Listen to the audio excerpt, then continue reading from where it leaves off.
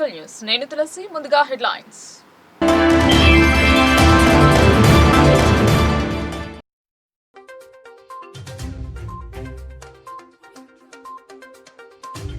MLC ఎన్నికలలో తప్పులు జరగకుండా చూడాలి. సిబ్బంది శిక్షణ తరగతిలో కలెక్టర్ సూచన.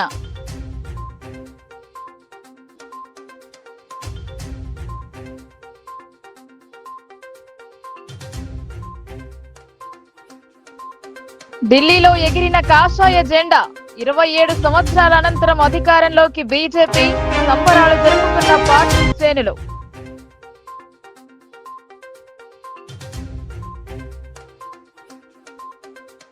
కొడుకు కోసం పోచారం రాజీనామా చేసే యోచన. వ్యవసాయ సలహాదారుడిగా ఉండాలని భావన. శ్రీనివాస్ రెడ్డి రాజకీయ భవిష్యత్పై లోకల్ న్యూస్ స్పెషల్.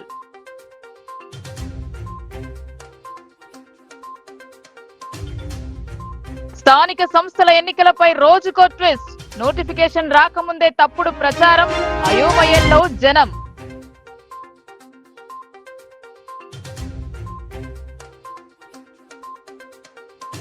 పట్టభద్రుల ఎమ్మెల్యేగా గెలిపించాలని నరేందర్ రెడ్డి విన్నపం. ఆర్మూర్లో భారీ ర్యాలీ. ఉస్మానియాకు ధీటుగా తెలంగాణ యూనివర్సిటీని తీర్చిదిద్దుతానని వెల్లడి. నిజామాబాద్, కరీంనగర్, మెదక్, ఆదిలాబాద్ ఉమ్మడి జిల్లాలతో కూడిన ఉపాధ్యాయ పట్టభద్రుల శాసనమండలి ఎన్నికలకు సంబంధించి ఈ నెల 27న చేపట్టనున్న పోలింగ్ ప్రక్రియపై పూర్తి అవగాహన కలిగి ఉండాలని జిల్లా ఎన్నికల అధికారి కలెక్టర్ రాజీవ్ గాంధీ హనుమంతు సూచించారు. ఎలాంటి సందేహాలు ఉన్నా శిక్షణ తరగతుల్లో మాస్టర్ ట్రైనర్లను అడిగి నివృత్తి చేసుకోవాలని హితవు పలికారు. నిజామాబాద్ రెవెన్యూ డివిజన్ పరిధిలోని ప్రిసైడింగ్ అధికారులు, సహాయ ప్రిసైడింగ్ అధికారులు, ఓపీఓలకు జిల్లా కేంద్రంలోని న్యూ అంబేద్కర్ భవన్ లో శనివారం మొదటి విడత శిక్షణ తరగతులను నిర్వహించారు. ఈ సందర్భంగా పీఓలు, ఏపీఓలను ఉద్దేశించి కలెక్టర్ కీలక సూచనలు చేశారు. శిక్షణ తరగతులను చక్కగా ఆకలింపు చేసుకుని ఎన్నికల విధులకు సంబంధించిన అన్ని అంశాలపై అవగాహన ఏర్పరచుకోవాలని అన్నారు. ఇదివరకు నిర్వహించిన ఎన్నికల విధులే కదా అని శిక్షణ తరగతులను తేలికగా తీసుకోకుండా ఎన్నికల సంఘం మార్గదర్శకాలు, నిబంధనలకు సంబంధించిన ప్రతి ఒక్క అంశాన్ని తెలుసుకోవాలని సూచించారు. ప్రధానంగా అసెంబ్లీ, పార్లమెంట్ ఎన్నికలతో పోలిస్తే శాసన మండలి ఎన్నికల పోలింగ్ ప్రక్రియ కొంత భిన్నంగా ఉంటుందన్నారు. బ్యాలెట్ పద్ధతిన జరిగే ఎమ్మెల్సీ పోలింగ్ ప్రక్రియలో ఓటింగ్ నిర్వహణకు ఒకంత ఎక్కువ వ్యవధి పట్టే అవకాశాలున్నందున ఓపికగా, సంయమనంతో వ్యవహరిస్తూ సమర్థవంతంగా విధులు నిర్వర్తించాలని హితవు పలికారు. 27వ తేదీన ఉదయం 8 గంటల నుండి సాయంత్రం 4 గంటల వరకు పోలింగ్ సమయం ఉంటుందన్నారు. గడువులోపు పోలింగ్ కేంద్రం పరిధిలో క్యూ లైన్ లో ఉన్న వారికి వరుస క్రమంలో టోకెన్ నెంబర్లు అందించి వారిచి ఓటింగ్ జరిపించాలన్నారు. పోలింగ్ కు ఒక రోజు ముందుగానే ఈ నెల 26వ తేదీన ఉదయం 8 గంటలకు ప్రిసైడింగ్ అధికారులు తమ బృందంతో డిస్ట్రిబ్యూషన్ సెంటర్లకు చేరుకోవాలని సూచించారు. పంపిణీ కేంద్రాల వద్ద అందించే పోలింగ్ సామాగ్రి, బ్యాలెట్ బాక్సులను క్షుణ్ణంగా పరిశీలించుకోవాలని, చెక్ లిస్ట్ లో పొందుపరచబడిన దానికి అనుగుణంగా మెటీరియల్ అంతా కేటాయించబడినదా లేదా అన్నది జాగ్రత్తగా సరిచూసుకోవాలని కలెక్టర్ తెలిపారు. పోలింగ్ సామాగ్రిని పరిశీలించుకున్న మీదట తమ బృందంతో కలిసి అధికార యంత్రాంగం సమకూర్చిన వాహనంలోనే నిర్దేశిత పోలింగ్ కేంద్రాలకు చేరుకోవాలని సూచించారు. ఎన్నికల కమిషన్ మార్గదర్శకాలను తూచా తప్పకుండా పాటిస్తూ ఎంతో బాధ్యతాయుతంగా, జాగ్రత్తగా పోలింగ్ ప్రక్రియను జరిపించాలన్నారు. ఎట్టి పరిస్థితుల్లోనూ ఏ చిన్న తప్పిదానికి కూడా తావు లేకుండా పూర్తి పారదర్శకంగా, స్వేచ్ఛాయుత వాతావరణంలో ప్రశాంతంగా పోలింగ్ ప్రక్రియ జరిగేలా సమర్థవంతంగా విధులు నిర్వర్తించాలని హితవు పలికారు.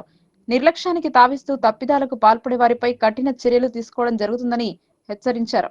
పోలింగ్ కేంద్రాలలోనికి సెల్ ఫోన్లు తీసుకెళ్లేందుకు అనుమతి లేదని స్పష్టం చేశారు. దీనిని దృష్టిలో పెట్టుకుని ముందస్తుగానే పోలింగ్ విధుల గురించి పరిపూర్ణమైన అవగాహన ఏర్పరచుకోవాలన్నారు. డిస్ట్రిబ్యూషన్ రోజు బ్యాలెట్ బాక్సులు తీసుకుని పోలింగ్ ప్రక్రియ ముగిసిన మీదట వాటిని కరీంనగర్లోని రిసెప్షన్ సెంటర్లో అప్పగించాల్సిన బాధ్యత ప్రిసైడింగ్ అధికారులదేనని స్పష్టం చేశారు. ఎట్టి పరిస్థితుల్లోనూ బ్యాలెట్ పేపర్లు, బ్యాలెట్ బాక్సులను పీఓలు తమ పర్యవేక్షణలో తమ వెంట ఉంచాలని జాగ్రత్తలు సూచించారు. ఎన్నికల కమిషన్ నిర్దేశించిన నియమావళి ప్రకారంగా ఎలాంటి పొరపాట్లకు తావు లేకుండా పక్కాగా విధులు నిర్వహించాలన్నారు. ఓటర్లు, అభ్యర్థుల ఏజెంట్లు వివిధ అంశాలపై సందేహాలను లేవనెత్తే అవకాశాలున్నందున వాటిని నివృత్తి చేయాల్సిన బాధ్యత పీఓలదే అని అన్నారు.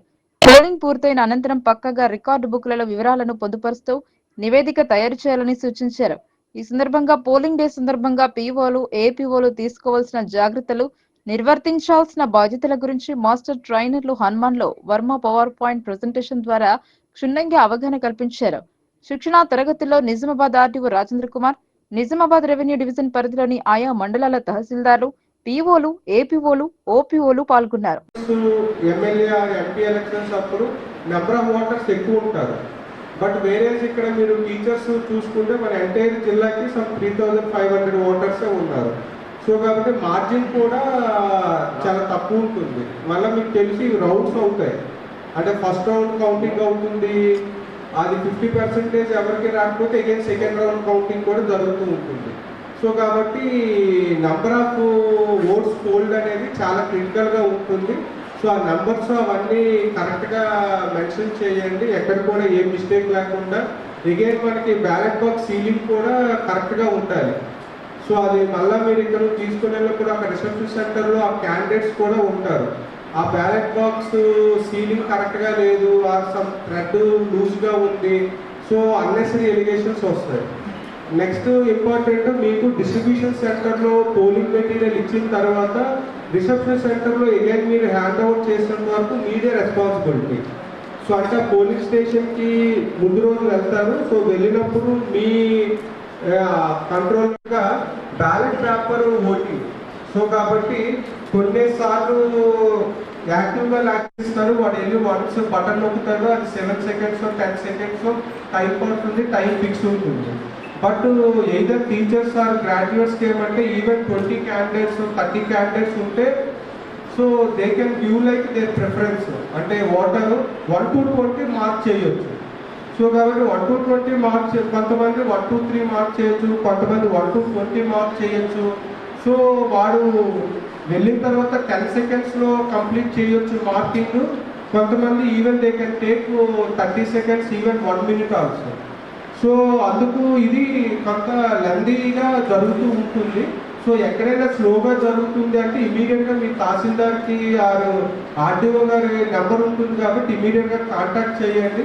So that additional man power కానీ ఆ ఎడిషనల్ బ్యాలెట్ వేయడానికి ఆ బ్యాలెట్ కౌంటర్ కానీ అరేంజ్ చేస్తారు. అదర్వైజ్ ఏమవుతుంది అంటే మీకు ఫర్ ఎగ్జాంపుల్ ఒక 800 ఓట్స్ ఉంటే మీరు 2 o'clock వరకు ఒక 200 ఓట్స్ పోల్ అయ్యాయి అనుకోండి.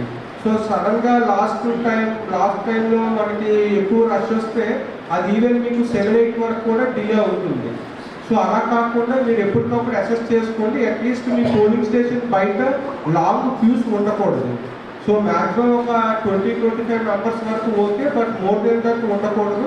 ఒకవేళ మీరు క్యూస్ లెంత్ పెరుగుతుంది, మీకు ఆ స్పీడ్తో అవ్వట్లేదు అనుకుంటే సో మీరు తహసీల్దార్కి కాంటాక్ట్ చేస్తే ఎడిషనల్ మ్యాన్ పవర్ ఇవ్వడం, అదర్వైజ్ అక్కడ బ్యాలెట్ మార్క్ చేయడానికి ఇంకొక బ్యాలెట్ మార్కింగ్ కౌంటర్ అది ఒకటి సెటప్ చేయడానికి ఉంటుంది.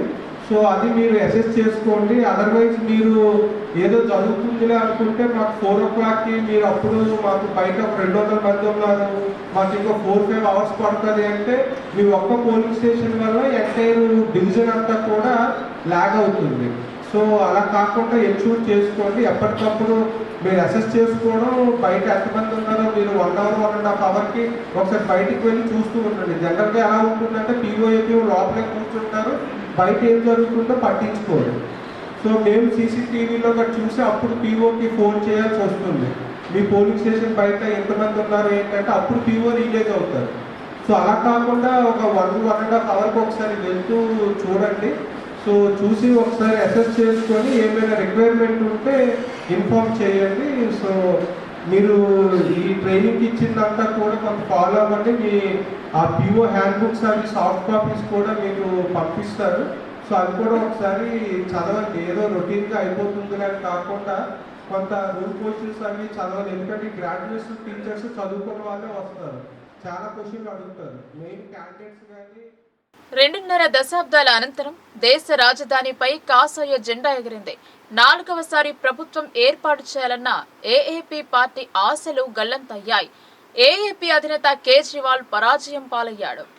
అసెంబ్లీ ఎన్నికలలో భారతీయ జనతా పార్టీ విజయం సాధించింది. ఢిల్లీలోని 70 నియోజకవర్గాలకు ఈ నెల 5న పోలింగ్ జరిగింది. 70 స్థానాలకు అప్, 68 స్థానాలకు పోటీ చేసింది. కాంగ్రెస్ పోటీ చేసినా దాని ప్రభావం కనిపించలేదు. కాంగ్రెస్ చీల్చిన ఓటు వల్లనే బీజేపీ విజయం సునాశయమైంది. 27 ఏళ్ల నిరీక్షణ అనంతరం బీజేపీ ఢిల్లీలో జెండా ఎగరవేసింది. సుష్మా స్వరాజ్ అనంతరం 3 పర్యాయాలు కాంగ్రెస్ విజయం సాధించి షీలా దీక్షిత్ సీఎంగా పనిచేశారు. అటు తర్వాత అధికారంలోకి వచ్చిన కేజ్రీవాల్ 3 పర్యాయాలు సీఎంగా బాధ్యతలు చేపట్టారు. మద్యం కేసులో జైలుకి వెళ్లి బెయిల్ పై వచ్చిన అనంతరం సీఎం పదవికి రాజీనామా చేశారు. 2025లో జరిగిన ఎన్నికలలో తిరిగి అధికారంలోకి రావాలని భావించినా సాధ్యం కాలేదు. ఢిల్లీ ప్రజలు బీజేపీకి పగ్గం కట్టారు. ఎన్నికలు జరిగిన నాటి నుండి పలు సర్వే సంస్థలు బీజేపీకి అనుకూలమని చెబితే, కొన్ని మాత్రం కేజ్రీవాల్ కు అనుకూలమని చెప్పినా అది నిజం కాలేదు. 27 సంవత్సరాల అనంతరం కాషాయం జెండా రెపరెపలాడింది. ఓటమికి బాధ్యత వహిస్తూ ప్రజా తీర్పును గౌరవిస్తామని కేజ్రీవాల్ తెలిపారు. విజయం సాధించిన బీజేపీకి శుభాకాంక్షలు తెలిపారు. పార్టీ కోసం కార్యకర్తలు ఎంతో కృషి చేశారని పేర్కొన్నారు. ప్రతిపక్షంలో ఉన్న ప్రజల కోసం పనిచేస్తామన్నారు. ఆప్ పార్టీ అధినేత అరవింద్ కేజ్రీవాల్, మనీష్ సిసోడియా లాంటి అప్ దిగ్గజాలను ప్రజలు ఓడించారు. के नतीजे आए हैं और जनता का जो भी निर्णय है, जनता का जो भी फैसला है, उसे हम पूरी विनम्रता के साथ स्वीकार करते हैं. जनता का निर्णय सर माथे पर. मैं भारतीय जनता पार्टी को इस जीत के लिए बहुत बहुत बधाई देता हूं और मैं उम्मीद करता हूं कि जिस उम्मीद के साथ और जिस आशा के साथ लोगों ने उनको बहुमत दिया है, वो उन सभी उम्मीदों और आशाओं पे पूरा उतरेंगे. हमने पिछले 10 साल में जनता ने जो मौका दिया हमें, उन 10 सालों में हमने बहुत सारे काम किए. शिक्षा के क्षेत्र में, स्वास्थ्य के क्षेत्र में, पानी के क्षेत्र में, बिजली के क्षेत्र में और भी अलग अलग तरीके से लोगों को राहत पहुंचाने की कोशिश की उनकी ज़िंदगी में. और दिल्ली के इंफ्रास्ट्रक्चर को भी हमने सुधारने की कोशिश की. अब जो जनता ने हमें निर्णय दिया है, हम न केवल एक कंस्ट्रक्टिव ऑपोजिशन का रोल निभाएंगे, बल्कि हम समाज सेवा, जनता के सुख दुख में काम आना, व्यक्तिगत तौर पे जिसको भी जो ज़रूरत होगी, हम लोगों के सुख दुख में हमेशा काम आएंगे. क्योंकि हम राजनीति में कोई सत्ता के लिए नहीं आए. हम राजनीति को एक ज़रिया मानते हैं जिसके ज़रिए जनता की सेवा की जा सके, जिसके ज़रिए लोगों के सुख दुख में काम आया जा सके. वो काम हम करते रहेंगे और हमें आगे भी इसी तरह से जनता के सुख दुख में काम आना है. मैं आम आदमी पार्टी के सभी कार्यकर्ताओं को बहुत बहुत बधाई देना चाहता हूं. वो बहुत शानदार चुनाव लड़े, बहुत मेहनत की, उन्होंने बहुत कुछ सहा. इस पूरे चुनाव के दौरान उन्होंने बहुत शानदार चुनाव लड़ा. తెలంగాణ రాష్ట్రంలో పార్టీ మారిన 10 మంది ఎమ్మెల్యే నియోజకవర్గాలలో ఉప ఎన్నిక తప్పదా? న్యాయస్థానం ఇచ్చిన తీర్పును సర్కార్ అమలు పరుస్తుందా? ఉమ్మడి జిల్లాలోని బాన్స్వాడ నియోజకవర్గ శాసనసభ్యులు పోచారం పరిస్థితి ఏంటి? రాజకీయ విలువలు కాపాడటానికి ఉప ఎన్నికకు వెళ్తారా అనేది నేడు ఆయన అభిమానులను కలవరపెడుతున్న ప్రశ్న. కానీ పోచారం శ్రీనివాస్ రెడ్డి రాజీనామా చేసి ఉప ఎన్నికకు వెళ్లాలని భావిస్తున్నారట. ఇది నిజమైతే పోచారం భవితవ్యం ఏంటి? 4 దశాబ్దాల రాజకీయ చరిత్ర కలిగిన నాయకుడు పోచారం శ్రీనివాస్ రెడ్డి మొదట తెలుగుదేశం తరపున ఎమ్మెల్యేగా విజయం సాధించిన అనంతరం చంద్రబాబు కేబినెట్ లో మంత్రిగా పనిచేశారు. రాజకీయ నైతిక విలువలు పాటించే వ్యక్తిగా పోచారంకు పేరుంది. తెలంగాణ ఉద్యమ సమయంలో తెలుగుదేశానికి గుడ్ బై చెప్పి అప్పటి తెరాస తీర్థం పుచ్చుకొని తెరాస టికెట్ పై పోటీ చేసి విజయం సాధించారు. బీఆర్ఎస్ అధినేతకు నమ్మిన వ్యక్తిగా నిలిచాడు. తెలంగాణ రాష్ట్ర కళ 2014లో నెరవేరింది. తిరిగి తెరాస తరపున పోటీ చేసి విజయం సాధించిన పోచారంకు కేసీఆర్ మొదటి కేబినెట్ లో వ్యవసాయ శాఖ కేటాయించారు. తిరిగి 2018 కాలంలో జరిగిన ఎన్నికలలో తిరిగి విజయం సాధించారు. అప్పుడు తెలంగాణ శాసన సభాపతిగా పోచారం వ్యవహరించారు. ఇలా ఇచ్చిన పదవికి వన్నె తెస్తూ ఎదిగిన వ్యక్తి పోచారం.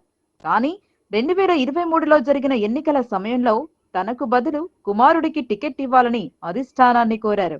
కానీ అప్పటికే సర్వే జరిపించిన కేసీఆర్ పోచారంను కాదని ఆయన కుమారుడికి టికెట్ ఇవ్వడానికి నిరాకరించారు.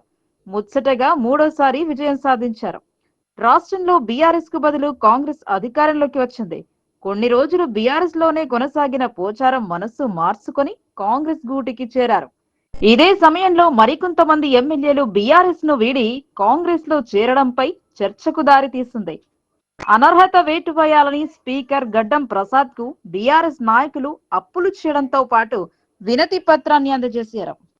స్పీకర్ నుండి ఎలాంటి స్పందన రాకపోవడంతో బీఆర్ఎస్ న్యాయస్థానాన్ని ఆశ్రయించింది. పార్టీ మారినా ఎమ్మెల్యేలపై చర్యలు తీసుకోవాలని కోర్టు సూచించింది. ఇదే తరుణంలో తన పదవికి స్వచ్ఛందంగా రాజీనామా చేసి ఆయన చిన్న కుమారుడు అయిన డీసీసీబీ మాజీ చైర్మన్ పోచారం భాస్కర్ రెడ్డికి కాంగ్రెస్ టికెట్ ఇప్పించి గెలిపించాలని భావిస్తున్నారని సమాచారం. ప్రభుత్వం కల్పించిన వ్యవసాయ సలహాదారుడిగా కొనసాగుతూ భాస్కర్ రెడ్డిని ఎమ్మెల్యే చేసే ఆలోచనలో పోచారం శ్రీనివాసరెడ్డి ఉన్నట్టు సమాచారం. ముఖ్యమంత్రి రేవంత్ రెడ్డి పీసీసీ చీఫ్ బొమ్మ మహేష్ కుమార్ గౌడ్ తో మంతనాలు జరిపి తుది నిర్ణయం తీసుకోనున్నట్టు ప్రచారం జరుగుతోంది. పోచారం వ్యూహం ఎంతవరకు పాలిస్తుందో వేచి చూడాల్సిందే.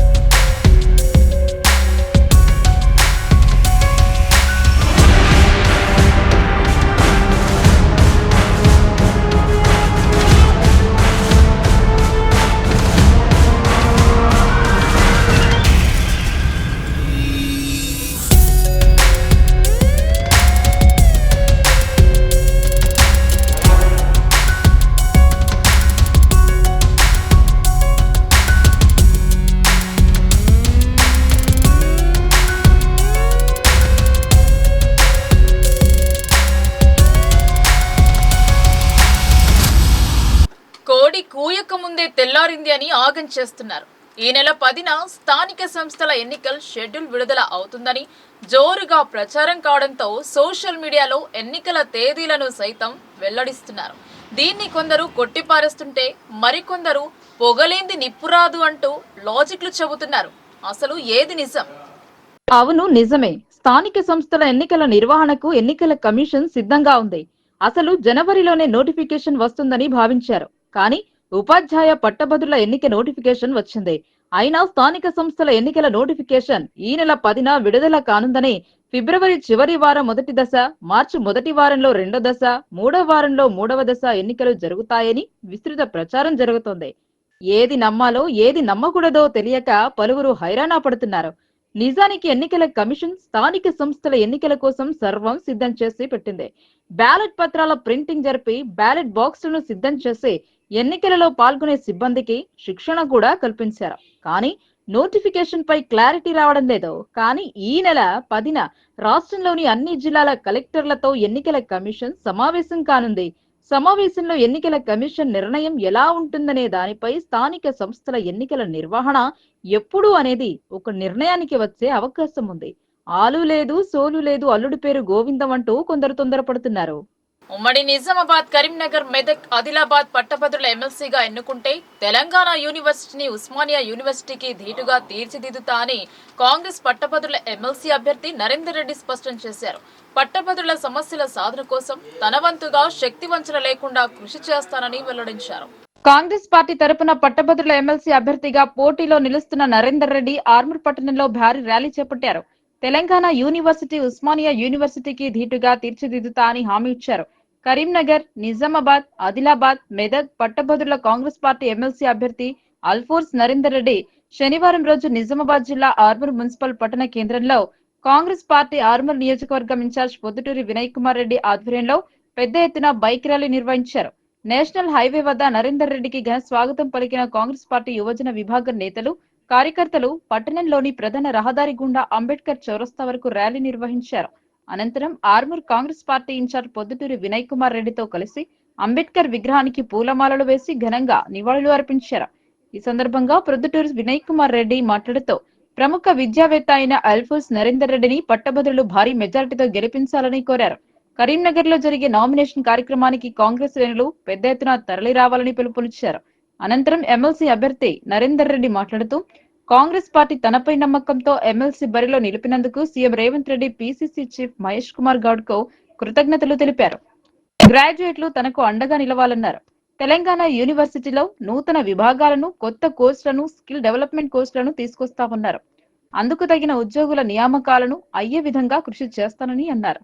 ఈ కార్యక్రమంలో కాంగ్రెస్ పార్టీ నాయకులు మాజీ గ్రంథాలయ చైర్మన్ మార చంద్రమోహన్, ఆర్మూర్ పట్టణ అధ్యక్షుడు market committee chairman Saibaba Goud, మాజీ municipal chairman Ayyappa Srinivas, vice chairman Sheikh Munnu, మాజీ వార్డ్ కౌన్సిలర్ మురళి, మాజీ మున్సిపల్ వైస్ చైర్మన్ లింగాగౌడ్, యువజన నాయకులు విజయ్ అగర్వాల్, ఆలూరు మండల అధ్యక్షుడు ముఖ్యర విజయ్, మండల యువజన అధ్యక్షుడు బైండ్ల ప్రశాంత్లతో పాటు కాంగ్రెస్ పార్టీ నాయకులు కార్యకర్తలు పాల్గొన్నారు. కాంగ్రెస్ పార్టీ ఆధ్వర్యంలో మరి ఇక్కడ పట్టభద్రుల సమ్మేళనం, భారీ బైక్ ర్యాలీ మరి వినయన్ ఆధ్వర్యంలో చాలా అట్టహాసంగా జరిగింది. మరి కాంగ్రెస్ పార్టీ మరి బీఫామ్ తీసుకున్న తర్వాత ఇక్కడ కాంగ్రెస్ శ్రేణుల మధ్య చాలా సంబరంగా మరి వాళ్ళ మొట్టమొదటి మీటింగ్ నా జీవితంలోనే కాంగ్రెస్ పార్టీతో కలిసి ఇక్కడ ఆర్మూర్లో జర్నీ కొనసాగించడం మరి నిజంగా నేను అదృష్టంగా భావిస్తున్నాను. వినయన్ అంటే విఎన్ అంటే వి నరేందర్, ఈ రకంగా మరి మా యొక్క జోడీ అద్భుతంగా ఉంది అని నేను భావిస్తూ ఒక మంచి మనసుతో అన్న ఈరోజు మరి ఇక్కడ అందరి కాంగ్రెస్ శ్రేణులతో మరి వాళ్ళ స్వాగతం పలకడం, ఇక్కడ పట్టభద్రుల సమ్మేళనం అద్భుతంగా జరగడం చాలా ఆనందంగా అనిపిస్తూ ఖచ్చితంగా మరి రేవంత్ రెడ్డి అనకు ఈ యొక్క గెలుపు ఒక గిఫ్ట్ కావాలి. రాబోయే లోకల్ బాడీ ఎన్నికల్లో మరి ఘన విజయం సాధించడానికి ఇది ఒక సెమీఫైనల్ లాంటిదిగా భావిస్తూ ఖచ్చితంగా ఘన విజయం సాధిస్తామని ఇప్పటికే సుమారుగా ఓన్లీ మా టీం 1,50,000 ఎన్రోల్మెంట్ చేయడం జరిగింది. మొత్తం 3,41,000 ఎన్రోల్మెంట్ జరిగితే అందులో మా టీం సభ్యులు 1,50,000 ఎన్రోల్మెంట్ చేసి ఉన్నారు. కాబట్టి ఇప్పటికే మరి గత 5 నెలల నుంచి మరి 42 అసెంబ్లీ కాన్స్టిట్యూన్స్ తిరుగుతున్నాను. ఇప్పటికే సుమారుగా 3 సార్లు నేను ప్రతి కాన్స్టిట్యూన్స్ ప్రతి మండలం తిరిగి ఉన్నాను. జనరల్లీ నా జీవితంలో కూడా చదువుకునే అప్పుడు పరీక్షల ముందు నేను బాగా పరీక్షలు 10 నెలలు చదువుతాను, పరీక్షలు లేపనంగా నేను ఆరాంగా ఉంటాను, రిలాక్స్డ్గా ఉంటాను. ఇవాళ ఎన్నికలు కూడా అదే అయింది.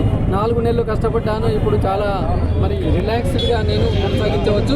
మిగతా సభ్యులందరూ ఇప్పుడే కళ్ళు తెరిచి ఉన్నారు, మరి నేను మాత్రం చాలా అడ్వాన్స్గా ఉన్నాను. పట్టభద్రులకు ఎన్నో మీటింగ్స్ గతంలో నేను ఏర్పాటు చేస్తున్నాను. మరి ముఖ్యంగా కాంగ్రెస్ రేవంత్ రెడ్డి అన్న ఆధ్వర్యంలో మరి చాలా చక్కగా అద్భుతంగా ముందుకు సాగుతుంది. ముఖ్యంగా నిరుద్యోగులకు ఉద్యోగ రూపకల్పనలో ఈ ప్రభుత్వం చేసినంతగా స్పీడ్ రిక్రూట్మెంట్ గతంలో ఎవరు కూడా చేసి ఉండలేదు. ఇప్పటికే 55,000 ఉద్యోగాలు నియామకాలు ఇవ్వడం జరిగింది. రాబోయే 2 సంవత్సరాల్లో ఇంకో 2 లక్షల ఉద్యోగాలు ఖచ్చితంగా ఇస్తారు అన్న ఆశాభావంతో నేనున్నాను. అలాగే ఇవాళ యూనివర్సిటీల డెవలప్మెంట్ కావచ్చు, గవర్నమెంట్ ఉద్యోగులు, గవర్నమెంట్ మరి విద్యా సంస్థల బలోపేతం కావచ్చు, అలాగే రకరకాల ఏరియాస్లో ఉన్న పట్టభద్రుల సమస్యలు అన్నీ కూడా నేను తెలుసుకున్నాను. ఖచ్చితంగా వారికి అందుబాటులో ఉంటానని చెప్పేసి మరి డెఫినెట్గా ఈ కాంగ్రెస్ పార్టీ రాబోయే పట్టభద్రుల ఎమ్మెల్సీ ఎన్నికల్లో ఘన విజయం సాధిస్తుంది అని చెప్పేసి కోరుకుంటూ ఆర్మూర్ పట్టభద్రులకి, కాంగ్రెస్ శ్రేణులకి, ముఖ్యంగా వినయన గారికి ఇంత ఘనంగా ఇక్కడ ప్రోగ్రాం ఏర్పాటు చేసినందుకు, అలాగే మరి ప్రింట్ ఎలక్ట్రానిక్ మీడియా మిత్రులందరికీ కూడా పేరు పేరున ధన్యవాదాలు తెలియజేస్తూ సోమవారం 10వ తేదీన కరీంనగర్లో నామినేషన్ కార్యక్రమం అది అట్టహాసంగా ఉంది. దానికి పిసిసి ప్రెసిడెంట్ మహేష్ కుమార్ గౌడ్ గారు, అలాగే 4 జిల్లాల ఇన్ఛార్జ్ మంత్రులు ఉత్తమ్ కుమార్ రెడ్డి గారు, కొండ సురేఖ గారు, అలాగే సీతక్క గారు, మరి మనకి ఇక్కడ జూపల్లి శ్రీనివాస్ గారు, అట్లాగే ఈ 4 జూపల్లి కృష్ణారావు గారు. ఆలయాల రక్షణకై ప్రతి ఒక్కరూ ఒక్కొక్క శివాజీలాగా హిందూ ఆలయాల పరిరక్షణ కోసం తరలి రావాలని దేవాలయ పరిరక్షణ సమితి నాయకులు పటేల్ ప్రసాద్ పిలుపునిచ్చారు. ఆలయాలకు చెందిన భూములను కొందరు కబ్జా చేస్తున్నారని ఆరోపించారు. దేవాలయాల పరిరక్షణ సమితి ఆధ్వర్యంలో నిజామాబాద్ జిల్లా లింగేశ్వర ఆశ్రమం మల్లారం శ్రీ శ్రీ శ్రీ బాలయోగి కృష్ణ మహారాజ్ చేతుల మీదుగా హిందూ దేవాలయాల పరిరక్షణపై ప్రత్యేకంగా పాడిన పాట సీడీలను ఆవిష్కరించారు. ఈ సందర్భంగా దేవాలయ పరిరక్షణ సమితి నాయకులు పటేల్ ప్రసాద్ మాట్లాడుతూ ఎంతో పవిత్రమైన అతి పురాతనమైన ఆలయాలకు సంబంధించిన విలువైన భూములను కొందరు కబ్జా చేస్తున్నారని అన్నారు. ఆలయాలకు సంబంధించిన భూములను రక్షించుకుందాం, కాపాడుకుందామని పిలుపునిచ్చారు. ప్రతి గ్రామంలో దేవాలయాలు ధూపదీప నైవేద్యాలతో విరాజిల్లాలని కోరారు. ఇక నుండి హిందూ ఆలయాల భూముల పరిరక్షణ కోసం పెద్ద ఎత్తున కాగడాలతో ర్యాలీలు నిర్వహించడం జరుగుతాయని తెలిపారు. ఈ కార్యక్రమాలలో పెద్ద ఎత్తున హిందూ యువకులు ఒక్కొక్కరు ఒక్కొక్క శివాజీలాగా కదిలి రావాలని పిలుపునిచ్చారు.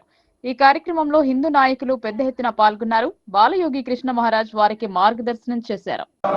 శ్రీరామ జయ రామ జయ జయ రామ, శ్రీరామ జయ రామ జయ జయ రామ, శ్రీరామ జయ రామ జయ జయ రామ, శ్రీరామ జయ రామ జయ జయ రామ, శ్రీరామ జయ రామ జయ జయ రామ.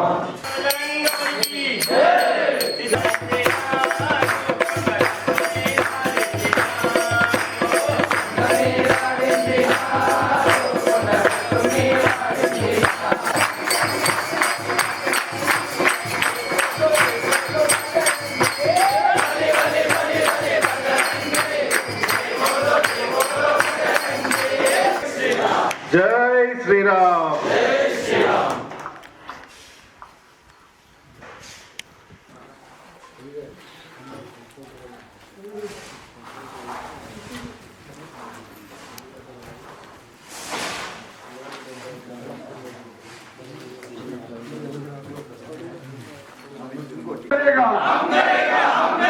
शंभुनी गुड़ी की रक्षा कौन करेगा, कौन करेगा? हम करेगा, हम करेगा.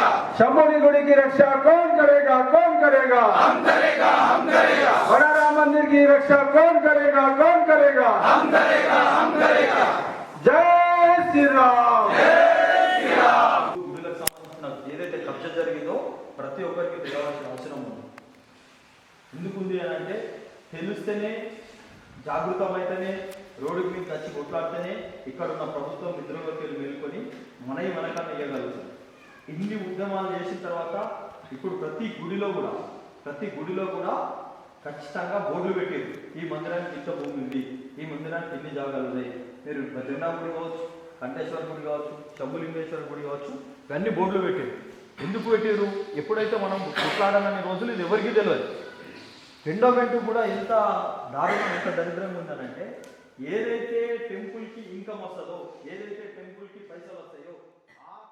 నిజామాబాద్ స్థానిక సంస్థల ఎమ్మెల్సీ కల్వకుంట్ల కవిత 2 రోజుల పాటు జగిత్యాల జిల్లాలో పర్యటించనున్నారు. జిల్లాకు చేరుకున్న అనంతరం పలు కార్యక్రమాలలో పాల్గొననున్నారు. ఈ నెల 9, 10వ తేదీలలో ఎమ్మెల్సీ కవిత జగిత్యాల జిల్లాలో పర్యటించనున్నారు. 9న సాయంత్రం కొండగట్టు ఆంజనేయ మందిరాన్ని, లక్ష్మీ నరసింహ ఆలయంలో పూజలు చేయనున్నారు. రాత్రికి బారస కార్యకర్త ఇంట్లో జరిగే శుభకార్యంలో పాల్గొంటారు. 10న జగిత్యాల జిల్లా పార్టీ శ్రేణులతో సమావేశం కానున్నారు. దేశ రాజధాని హస్తినాలో కమలం వికసించింది. దీంతో జిల్లా వ్యాప్తంగా బీజేపీ శ్రేణులు సంబరాలు జరుపుకున్నారు. రానున్న రోజుల్లో దేశవ్యాప్తంగా బీజేపీ జెండా ఎగురుతుందని ఆశాభావం వ్యక్తం చేశారు. ఢిల్లీలో బీజేపీ గెలిచినందుకు భీమ్గల్లో బీజేపీ నాయకులు, కార్యకర్తలు సంబరాలు చేసుకున్నారు. బీజేపీ నేతలు టపాసులు కాలుస్తూ మిఠాయిలు పంచుకుంటూ ఆనందం వ్యక్తం చేశారు. ఈ సందర్భంగా ఆర్ఏ రవీంద్ర మాట్లాడుతూ ఢిల్లీలో బీజేపీ గెలిచినందుకు చాలా ఆనందంగా ఉందన్నారు. ప్రతి ఒక్కరూ బీజేపీ విజయానికి కృషి చేస్తారని అందరికీ కృతజ్ఞతలు తెలిపారు. ఈ కార్యక్రమంలో బీజేపీ కార్యకర్తలు పాల్గొన్నారు. ఈరోజు ఢిల్లీలో నరేంద్ర మోడీ నాయకత్వంలో ఈరోజు 49 సీట్లు గెలుచుకొని ఇలా విజయకేతనం మన ఢిల్లీనే మన బీజేపీ జెండా ఎగరవేయడం జరిగింది. దీనికి కారణం మన నరేంద్ర మోడీ గారి కృషి.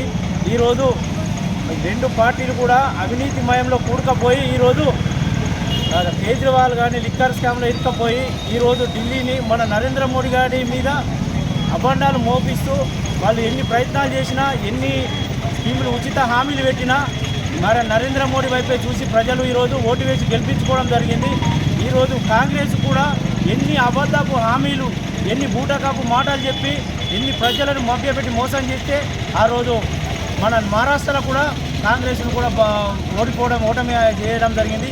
ఈరోజు ఒక్క సీటు కూడా రాకుండా ఏదైతే ఢిల్లీలో వేరే మా బీజేపీ పార్టీ మీద ఏదైతే నింద నిరూపించిందో గాడిద గుడ్డు అనేది ఇలా కాంగ్రెస్ పార్టీకే మిగలడం జరిగింది. ఇలా ఒక్క సీటు కూడా సాధించకుండా కాంగ్రెస్ని బొందబెట్టడం జరిగింది. ఇక్కడ నుంచి కూడా తెలంగాణలో కూడా కాంగ్రెస్ పార్టీని నమ్మలేదని ప్రజలు ఇప్పుడు స్థానిక ఎలక్షన్లో కానీ ఎమ్మెల్సీ ఎలక్షన్లో కూడా ఇలా బీజేపీ ఘన విజయం సాధిస్తుంది. ప్రజలు కూడా బీజేపీ వైపు మొగ్గు చూపుతున్నారు. కంపల్సరీగా ఎమ్మెల్సీ స్థానాలు 3 కైవసం చేసుకుంటాం. అట్లాగే స్థానిక ఎలక్షన్లో కూడా మా బీజేపీ సత్తా ఏందో స్వార్థమని చెప్పి కఠినంగా కరోనా దీక్షతో కార్యకర్తలు కూడా పనిచేస్తున్నారు. ఈరోజు మోడీ గారి నా నీతి 1వ తారీఖు నాడు ఢిల్లీ అసెంబ్లీకి 70 స్థానాల్లో జరిగిన ఎన్నికలలో మరి ఈరోజు ఎన్నికల ఫలితాలు రావడం జరిగింది. మరి 70 స్థానాలకు గాను 49 స్థానాల్లో ఇలా భారతీయ జనతా పార్టీ మోడీ గారి నాయకత్వంలో విజయం సాధించడం జరిగింది.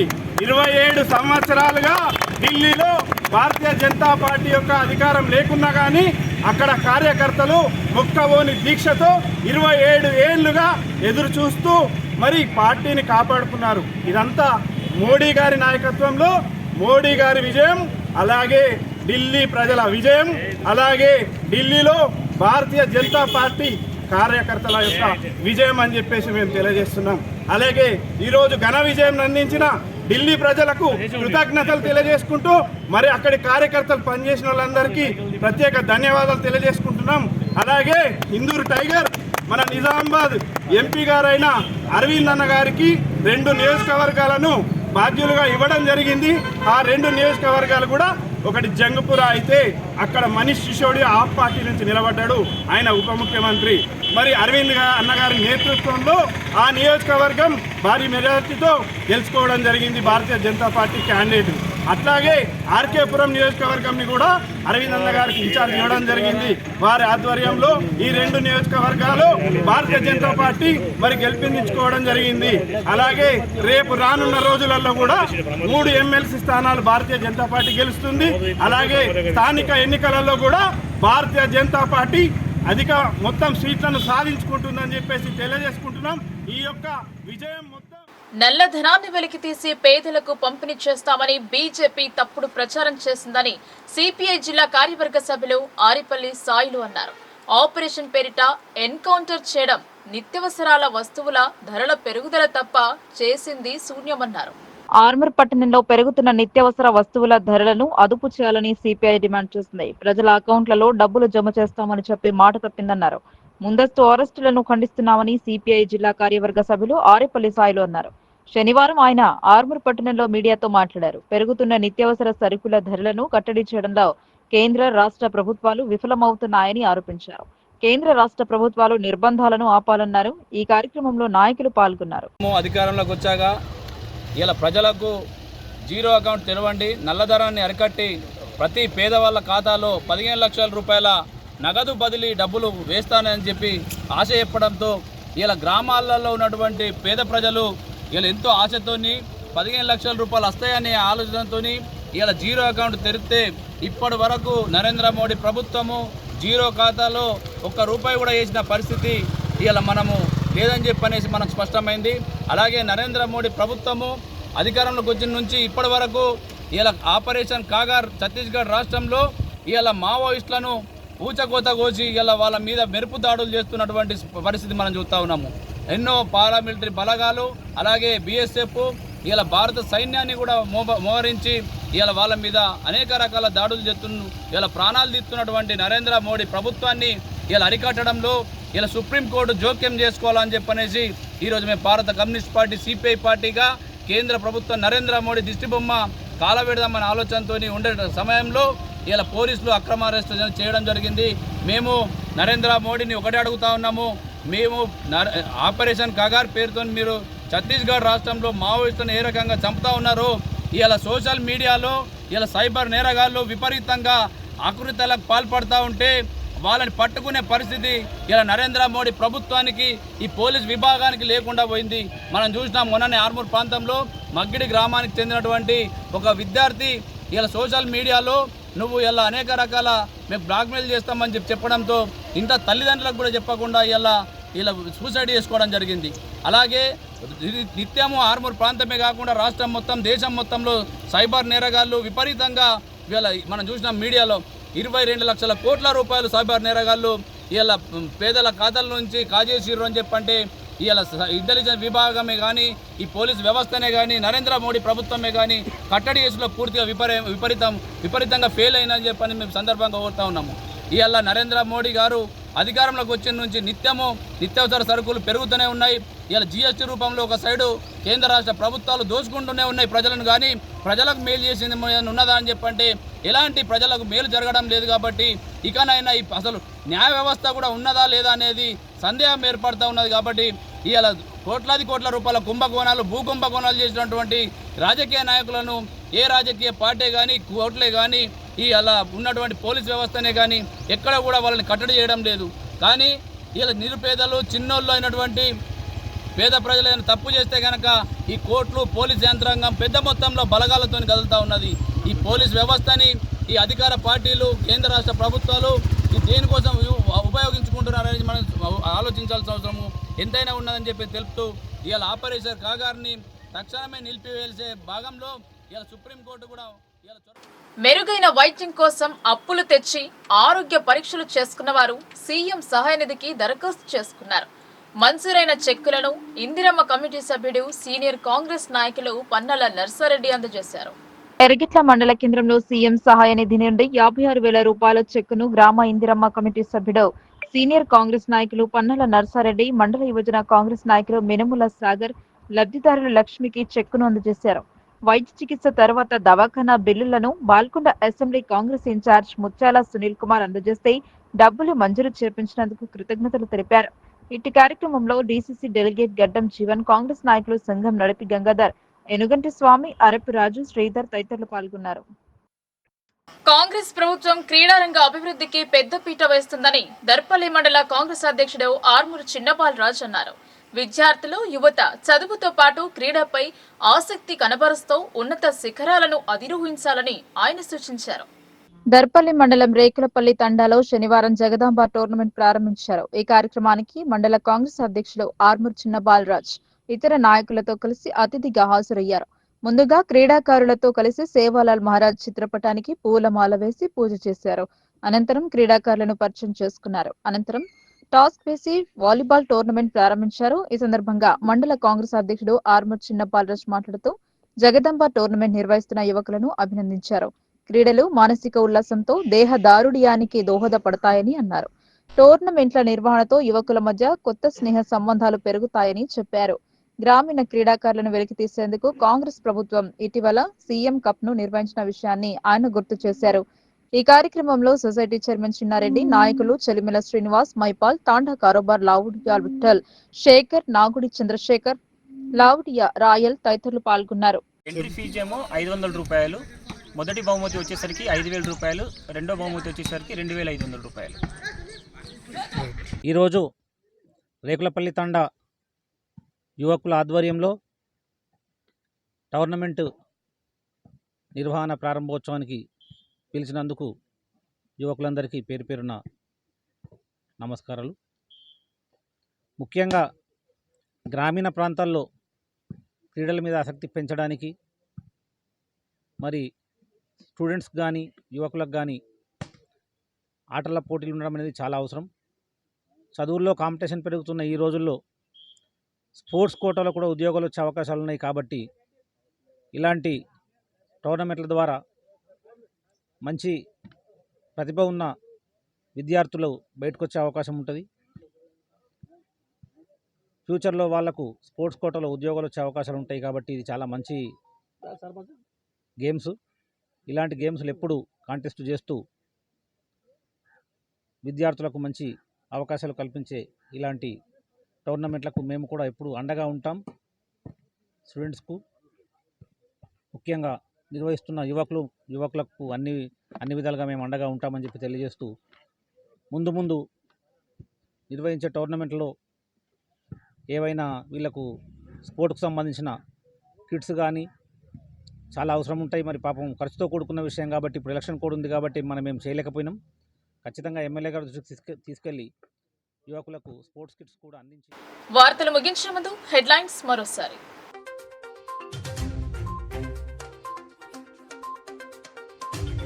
ఎమ్మెల్సీ ఎన్నికలలో తప్పులు జరగకుండా చూడాలి. సిబ్బంది శిక్షణ తరగతిలో కలెక్టర్ సూచన.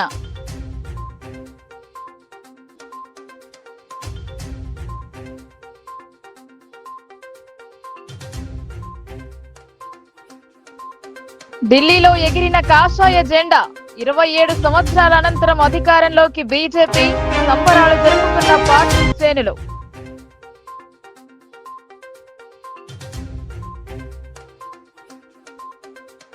కొడుకు కోసం పోచారం రాజీనామా చేసే యోచన. వ్యవసాయ సలహాదారుడిగా ఉండాలని భావన. శ్రీనివాస్ రెడ్డి రాజకీయ భవిష్యత్పై లోకల్ న్యూస్ స్పెషల్.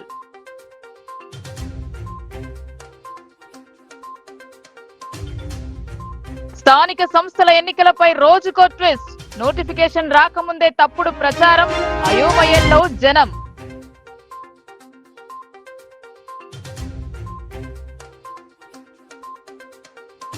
పట్టభద్రుల ఎమ్మెల్యేగా గెలిపించాలని నరేందర్ రెడ్డి విన్నపం. ఆర్మూర్లో భారీ ర్యాలీ. ఉస్మానియాకు ధీటుగా తెలంగాణ యూనివర్సిటీని తీర్చిదిద్దుతానని వెల్లడి. ఈ వార్తలు ఇంతటితో సమాప్తం. తిరిగి ప్రసారమయ్యే వార్తల్లో మళ్ళీ కలుద్దాం. అంతవరకు చూస్తూనే ఉండండి మీ లోకల్ న్యూస్. మన ఊరు మన వార్త.